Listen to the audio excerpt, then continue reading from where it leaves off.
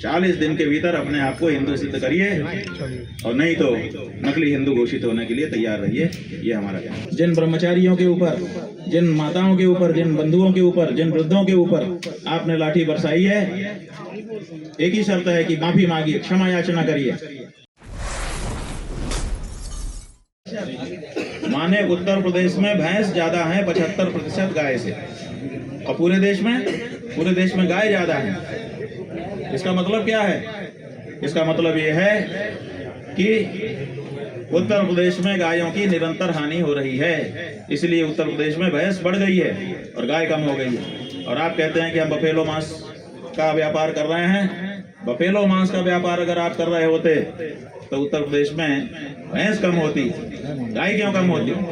तो गाय जो है वो 75% कम हो गई और भैंस इतनी बढ़ गई कि पूरे भारत में सबसे ज्यादा भैंस वाला राज्य उत्तर प्रदेश हो गया, जबकि पूरे भारत में गाय सबसे ज्यादा है।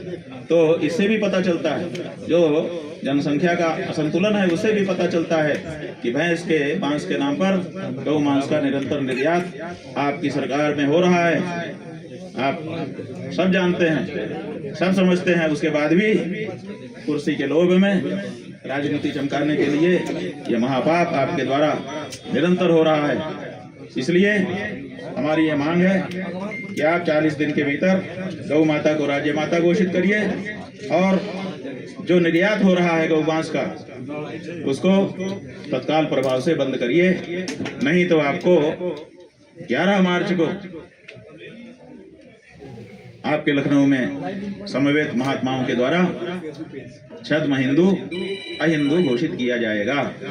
आप कोई भी शासक होता उसके साथ यही हम व्यवहार करते, लेकिन आपके साथ और ज्यादा होना चाहिए, क्योंकि आप केवल मुख्यमंत्री नहीं हैं, आप अपने आप को गुरु गोरखनाथ, जो गौ माता की रक्षा के लिए ही प्रसिद्ध थे, उन गुरु गोरखनाथ जी के पवित्र गद्दी के वारिस के रूप में अपने आप को निरूपित करते हैं, महंत के रूप में अपने आप को निरूपित करते हैं। इसलिए आपकी ये बड़ी जिम्मेदारी है, आप 40 दिन के भीतर अपने आप को हिंदू सिद्ध करिए, और नहीं तो नकली हिंदू घोषित होने के लिए तैयार रहिए।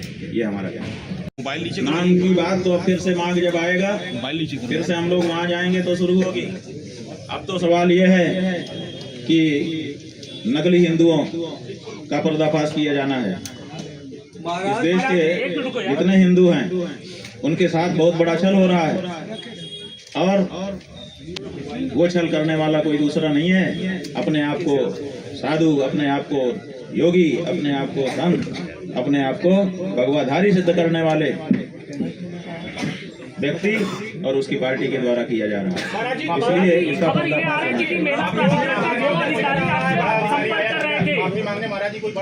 देखिए, बात यह है कि माफी की बात हमने जब प्रयाग हमने छोड़ा उसी समय हमने सब बता दिया था जो हुआ था, एक एक अक्षर हमने सब निरूपित कर दिया था। यहाँ आने के बाद भी आप लोगों ने जो अनौपचारिक बात की थी उसमें भी बता दिया था।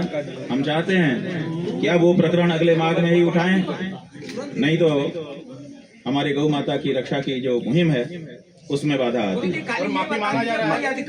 बात यह है कि माफी मांगने का तरीका होता है, और माफी ही होती है, क्षमा याचना करनी पड़ती है।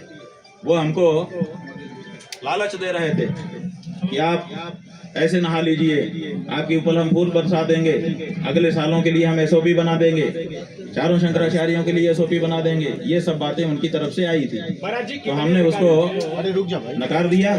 हमने कहा कि जिन सन्यासियों के ऊपर, जिन बटुकों के ऊपर, जिन ब्रह्मचारियों के ऊपर, जिन माताओं के ऊपर, जिन बंधुओं के ऊपर, जिन वृद्धों के ऊपर आपने लाठी बरसाई है, एक ही शर्त है कि माफी मांगिए, क्षमा याचना करिए, और वो अगर क्षमा कर दें तो आगे बढ़िए। लेकिन वो उसके लिए वो आगे आए नहीं, हमको लोभ लालच देना चाहते थे, उसको हमने स्वीकार किया नहीं। महाराज जी, कहाँ के अधिकारी थे और कितने अधिकारी थे जो आपसे संपर्क कर रहे हैं? सब हमने बता दिया, अब हम दोबारा रिपीट नहीं करेंगे। आप हमारा छोड़ते हैं कि पहले का जो है उसको देख लीजिए।